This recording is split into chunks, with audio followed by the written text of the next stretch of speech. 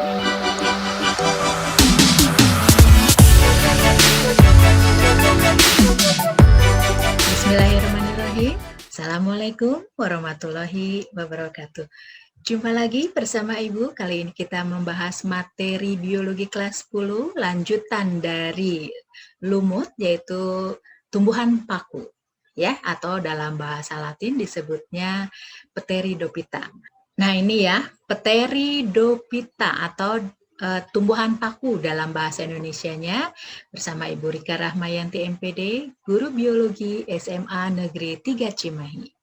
Kompetensi dasarnya seperti biasa Ibu tayangkan ya, tapi kali ini kalian baca sendiri saja ya, karena ini sudah Ibu tayangkan pada video sebelumnya ya.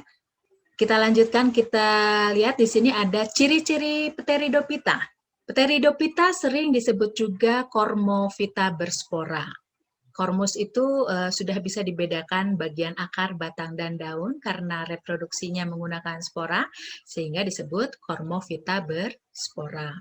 Kemudian ada juga yang mengatakan atau sering disebut juga sebagai Tracheophyta, yaitu memiliki pembuluh angkut, xilem, dan floem. Yang berfungsi kan xilem itu mengangkut air dan zat hara, sedangkan floem untuk mengangkut hasil fotosintesis, ya. Kemudian telah memiliki akar, batang, dan daun sejati, sehingga tadi disebutnya kormus itu tadi ya, Cormophyta. Kemudian memiliki klorofil, sehingga dia dapat berfotosintesis, berarti dia bersifat autotrof atau dapat membuat makanan sendiri. Umumnya hidup di daratan pada tempat-tempat yang basah atau lembab. Pada waktu muda, daunnya menggulung. Nanti Ibu perlihatkan ya gambarnya bagaimana tumbuhan paku yang menggulung pada. Kemudian ada dua generasi, yaitu sporofit dan gametofit. Sporofit lebih dominan daripada gametofit, artinya lebih dominan itu masa hidupnya lebih panjang gitu, lebih lama gitu ya. Kemudian terjadi metagenesis. Metagenesis itu pergiliran keturunan dari fase gametofit ke sporofit dan demikian terus berulang-ulang ya.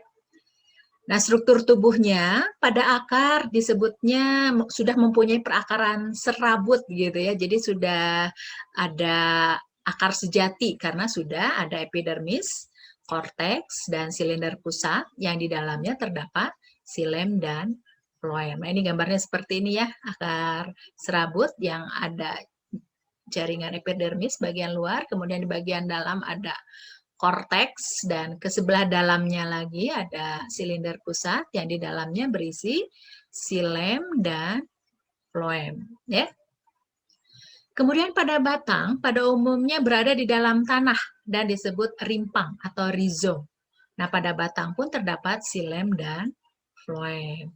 Kemudian pada daun terdiferensiasi atau berubah bentuk ya menjadi daun tropofil, yaitu daun yang khusus berfungsi untuk melakukan proses fotosintesis dan tidak mengandung spora. Juga ada yang disebut dengan daun sporofil, yaitu daun yang berfungsi untuk menghasilkan spora ya. Nah, ini sekarang kita lihat paku sejati dan bagian-bagiannya ya. Nah, ini kita lihat mulai dari nomor 1, ini daun ya, daun yang sudah dewasa, yang sudah berkembang. Sedangkan nah ini daun yang muda, yang nomor 2 itu masih menggulung ujungnya itu ya, menggulung nih, menggulung. Nah, lama-lama setelah tumbuh dia akan membesar sehingga terbuka seperti ini. Nah, pada yang sudah dewasa di belakangnya itu ada kotak spora nih, sporangium ya, yang di dalamnya berisi spora.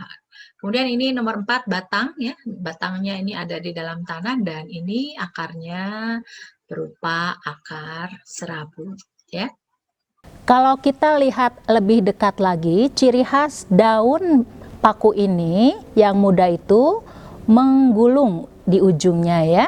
Nah, nanti setelah dewasa dia akan berkembang seperti ini, nantinya akan terbuka gulungan daunnya.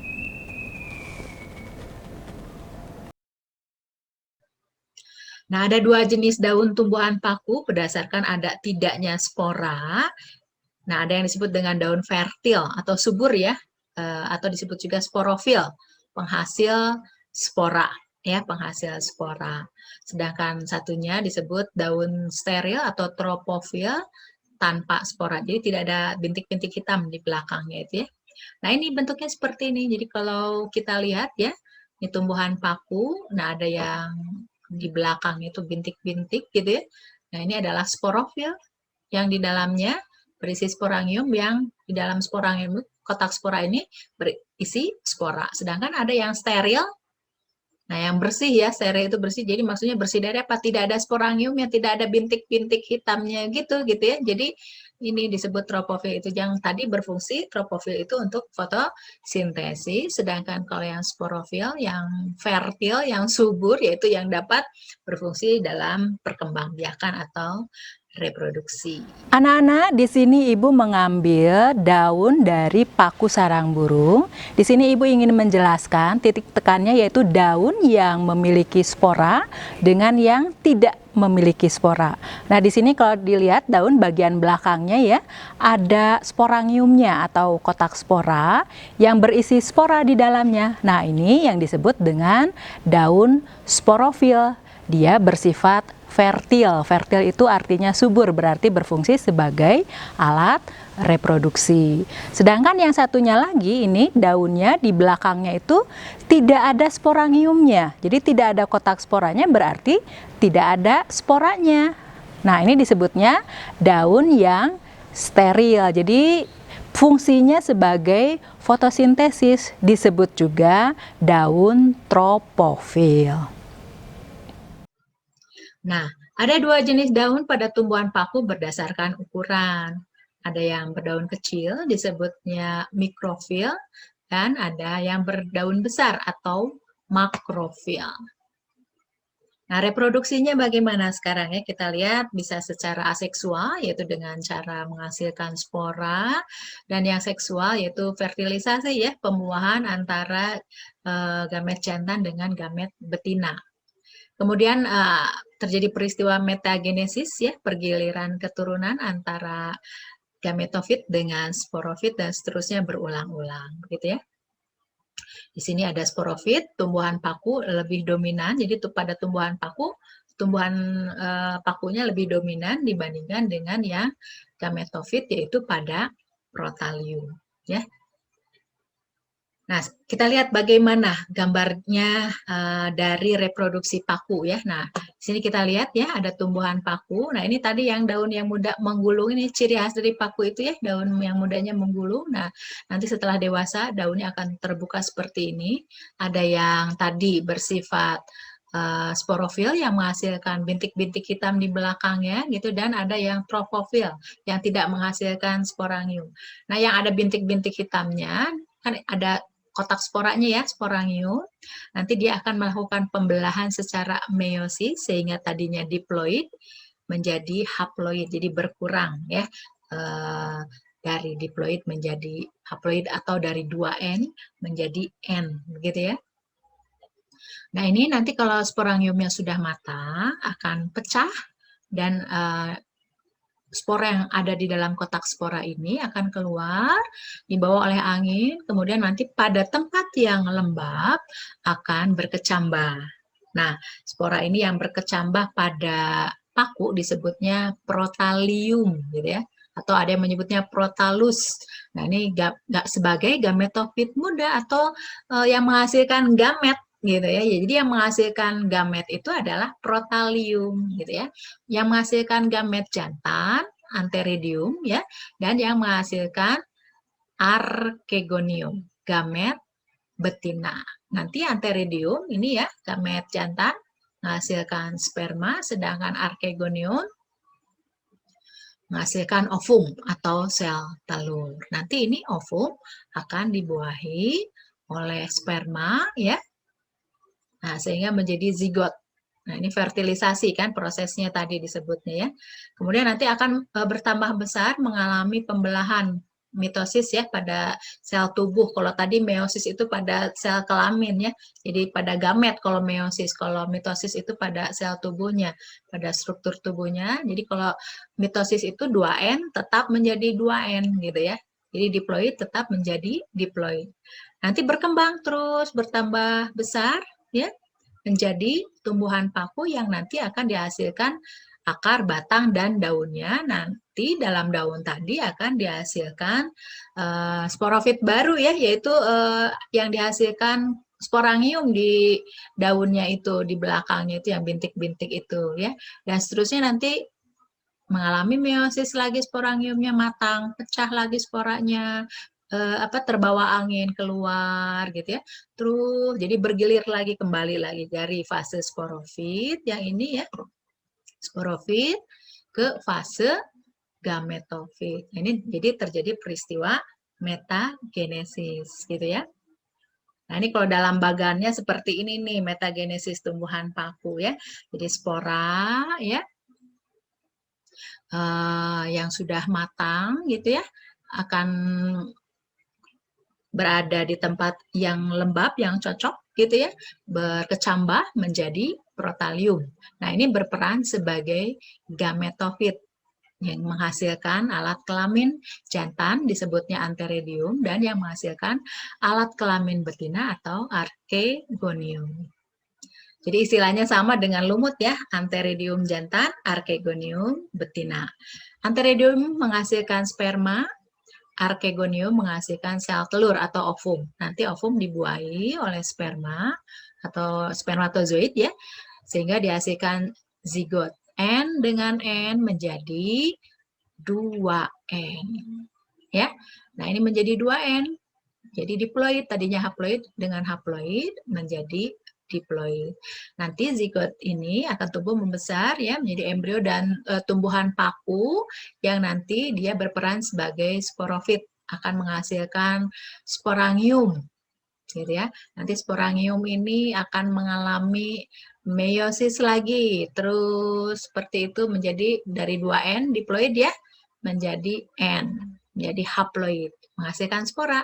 Spora kembali lagi menghasilkan atau menjadi protalium di tempat yang cocok habitatnya karena sudah berkecambah. Terus demikian berulang-ulang, gitu ya. Nah, berdasarkan jenis spora yang dihasilkan tumbuhan paku ya dibedakan menjadi 3. Ada yang disebut paku homospor atau isospor. Homo atau iso itu artinya sama. Jadi satu jenis spora sama besar ukurannya. Dan ada yang disebut paku heterospor, yaitu spora yang ukuran besar, makrospora, dan mikrospora, spora yang berukuran kecil. Kalau yang makro yang besar itu yang betina, sedangkan yang jantan itu berukuran kecil ya, mikrospora. Kemudian ada paku peralihan. Nah, ini siklus hidupnya antara homospor, heterospor, dan peralihan seperti ini ya. Sebetulnya yang paku homospor itu yang sudah tadi Ibu jelaskan ini, yang pada siklus atau reproduksi tumbuhan paku yang tadi itu ya, sama persis, hanya sporanya ukurannya sama, tidak ada yang besar, tidak ada yang kecil. Nah, beda dengan yang heterospor. Kalau heterospor itu sporanya ada 2 jenis, ada yang mikrospora yang kecil dan makrospora, spora yang besar. Nah, mikrospora menjadi mikroprotalium dan menghasilkan antheridium. Berarti yang mikro itu yang jantan. Nanti antheridium menghasilkan spermatozoid atau sperma ya. Sedangkan yang makrospora menghasilkan makroprotalium.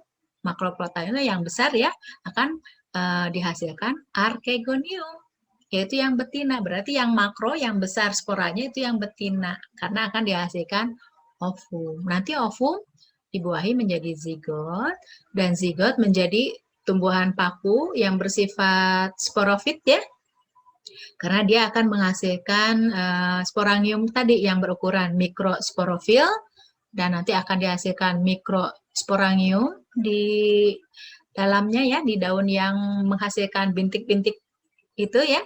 Kemudian yang satunya menghasilkan makrosporofil yang besar ya. Nanti dia akan menghasilkan makrosporangium, begitu ya. Nah, kemudian nanti makrosporangium akan menghasilkan makrospora, sedangkan yang mikrosporangium menghasilkan mikrospora. Jadi berulang lagi gitu ya. Jadi kalau kalian lihat di sini perbedaannya ya antara paku homospor dengan heterospor itu ukuran dari sporanya. Homo itu sama, sedangkan heterospor ukurannya berbeda. Ada yang kecil disebutnya mikrospora, ada yang makrospora, berarti yang berukuran besar. Nah, itu saja bedanya ya. Nah, sekarang bagaimana dengan paku peralihan? Nah, ini paku peralihan. Nah, kalian lihat, perhatikan di sini ya. Spora yang dihasilkan sama, gitu ya. Ini sama sporanya. Tapi dari spora yang sama ukurannya itu dihasilkan ada protalium jantan yang ukurannya lebih kecil dan ada protalium yang ukurannya lebih besar yang betina gitu ya, sehingga disebutnya protalium jantan dan yang satunya protalium betina. Protalium jantan menghasilkan antheridium dan antheridium menghasilkan spermatozoid. Sedangkan protalium betina menghasilkan archegonium dan dihasilkan ovum. Ovum nanti dibuahi menjadi zigot ya. Sama seperti yang sebelumnya, zigot menjadi tumbuhan paku dan nanti dalam tumbuhan paku dihasilkan sporofil ya. Nanti di sana akan dihasilkan kotak spora. Nah, kotak spora ini nanti akan dihasilkan juga spora gitu ya. Jadi yang peralihan itu yang atasnya ini sama dengan yang heterospor, tapi yang bawahnya nih yang sporofitnya sama dengan homospor sehingga disebutnya peralihan gitu ya. Nah, kita sudah membahas tadi reproduksi atau perkembangbiakan dari paku. Nah, supaya tidak lupa dengan tumbuhan lumut, ini karena suka ditanyakan apa sih perbedaan, perbandingan gitu ya antara lumut dengan paku. Nah, lumut itu kan sudah Ibu bahas di video pembelajaran sebelumnya ya. Nah, Ibu tayangkan lagi di sini disandingkan supaya lebih jelas perbedaannya di sini ya. Nah, bedanya di sini kalian lihat, spora pada tumbuhan lumut menjadi protonema. Sedangkan pada tumbuhan paku, spora menjadi protalus atau protalium. Nah, ini yang sering ditanyakan, menjadi apa sih spora pada tumbuhan lumut? Menjadi apa sih spora pada tumbuhan paku? Gitu ya. Nah, supaya kalian ingatannya jangka panjang, pakai jembatan keledai itu ya. Ibu biasanya mengingatnya, oh pada paku nih, sama-sama paku ya, hurufnya sama-sama, U-nya punya satu nih.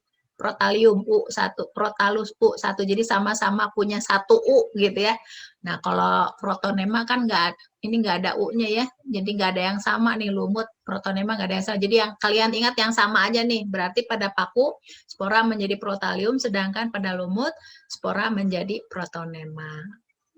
Kemudian kalian lihat lagi nih, yang berperan sebagai gametofit pada lumut, yaitu tumbuhan lumutnya. Nih, tumbuhan lumut berperan sebagai gametofit. Sedangkan pada tumbuhan paku yang berperan sebagai gametofit itu kan yang menghasilkan alat kelamin ya, yaitu protalus atau protalium. Nah, itu bedanya ya. Nah, kalau yang berperan sebagai sporofit pada tumbuhan paku yaitu tumbuhan pakunya. Kalau di sini adalah sporofit, sporogonium itu yang berperan sebagai sporofitnya, kotak sporanya. Nah, kita lihat saja supaya lebih jelas lagi ya, ada di dalam baga nih perbedaan antara tumbuhan lumut dengan paku ya. Ini faktor pembedanya nih. Morfologinya, tumbuhan paku sudah mempunyai akar, batang, dan daun yang sejati atau tumbuhan berkormus disebutnya ya. Sedangkan tumbuhan lumut itu belum mempunyai akar, batang, dan daun yang sejati. Jadi masih kemarin sudah Ibu sebutkan ya, jadi dia itu peralihan gitu ya antara talopita dengan kormovita. Jadi karena antara ada dan tiada itu ya, jadi belum sejati disebutnya pada tumbuhan lumut itu ya. Jadi ada yang berbatang, ada yang tidak, ada yang berdaun, ada yang tidak gitu kan, sehingga disebutnya peralihan kan ya. Kemudian jaringan pengangkut pada tumbuhan paku sudah memiliki pembuluhan pengangkut sejati, ada silem dan floem. Ini harusnya nggak ada huruf I lagi nih, silem gitu ya. Kemudian belum memiliki pembuluh angkut yang sejati kalau pada tumbuhan lumut ya. Jadi belum ada silem dan floemnya pada lumut itu. Jadi belum ada pengangkut yang sejati. Ini kurang huruf T nih. Kemudian generasi yang dominan yang panjang masa hidupnya pada tumbuhan paku yaitu sporofitnya gitu ya. Sedangkan pada tumbuhan lumut yang generasi yang lebih panjang yaitu gametofitnya ya. Nah, apa sih yang pada fase gametofit yang pada tumbuhan paku yang menghasilkan alat kelamin yaitu protalium atau protalus tadi ya pada tumbuhan paku kan sudah Ibu jelaskan yang berperan yang menghasilkan gamet jantan dan betina itu adalah protalium pada tumbuhan paku. Nah, sedangkan pada tumbuhan lumut, itu tumbuhan lumutnya yang berperan sebagai gametofit. Sedangkan yang berperan sebagai sporofit yang menghasilkan spora, yaitu tumbuhan paku dewasa yang belakangnya daunnya ada bintik-bintik hitam itu gitu ya. Jadi ingat, ini pada tumbuhan paku yang dominan itu adalah tumbuhan pakunya kan kalian bisa melihat fase hidupnya lebih panjang ya yang terlihat ada daunnya itu yang di belakang bintik-bintik hitamnya sedangkan kalau protaliumnya langsung berubah menjadi dewasa jadi pendek sekali masa hidupnya kalau pada tumbuhan paku ya sedangkan kalau pada tumbuhan lumut yang generasi sporofitnya yang menghasilkan sporanya yaitu sporogoniumnya. Itu perbedaan antara paku dan lumut. Nah, biasanya yang sering ditanya seperti itu ya, masa yang lebih panjang siklusnya pada tumbuhan lumut itu apa, pada tumbuhan paku itu apa, begitu ya. Kemudian biasanya satu lagi yang suka ditanya itu dari spora menjadi apa pada paku dan spora menjadi apa pada tumbuhan lumut seperti itu ya. Baiklah anak-anakku, kita lanjutkan kembali ya materinya. Di sini tumbuhan paku dalam klasifikasinya dibagi menjadi 4 kelas, yaitu yang pertama paku purba atau Psilopitine. Kemudian yang kedua paku kawat atau Lycopodine. Yang ketiga paku ekor kuda atau Equisetine. Yang keempat paku sejati atau Filicine. Nanti Ibu akan perlihatkan ya contoh gambarnya seperti apa. Nah ini yang pertama ya. Contohnya paku purba itu seperti ini, psilotum ya bentuknya. Kemudian yang kedua contohnya paku kawat seperti ini ya. Jadi seperti kawat-kawat berduri begitu ya. Kemudian yang ketiga paku ekor kuda. Dan yang keempat contoh paku sejati ya. Nah ini yang biasanya sering kita temukan di lingkungan sekitar kita ya, ada di tanah atau ada di yang juga yang menempel di pohon yang besar biasanya seperti itu ya. Nah sekarang kita lihat peranan paku bagi kehidupan. Nah yang pertama sebagai tanaman hias. Contohnya paku tanduk rusa, suplir, dan lain-lain ya. Jadi ini menjadi tanaman perhiasan sehingga memiliki nilai ekonomi begitu ya untuk dijual belikan. Kemudian sebagai bahan obat misalnya Equisetum dan Lycopodium untuk obat antidiuretik atau lancar seni ya. Jadi lancar buang air kecilnya begitu. Air seni itu kan urin ya dalam bahasa Latinnya. Kemudian dapat digunakan sebagai sayuran, misalnya semanggi ya, jadi dapat dimakan. Kemudian dapat digunakan sebagai pupuk hijau atau Azolla pinnata ya contohnya. Nah ini masing-masing dari contoh tumbuhan paku, gambarnya seperti apa sih bentuknya gitu ya, bisa kalian searching lah nanti supaya bisa kalian belajar mandiri. Dan tadi juga klasifikasi juga pelajari sendiri apa saja sih ciri-cirinya gitu ya dari masing-masingnya bisa kalian baca sendiri di buku yang sudah dibagikan. Terima kasih atas perhatiannya. Thank you ya bahasa Inggrisnya atas segala perhatiannya. Mohon maaf atas segala kekurangan. Mudah-mudahan apa yang disampaikan dipahami. Nah, Ibu harapkan komen dari kalian ya mengenai materi pembelajaran ini boleh berupa pernyataan maupun pertanyaan, silahkan. Baiklah, Ibu akhiri saja pertemuan kita dengan ucapan Assalamualaikum warahmatullahi wabarakatuh.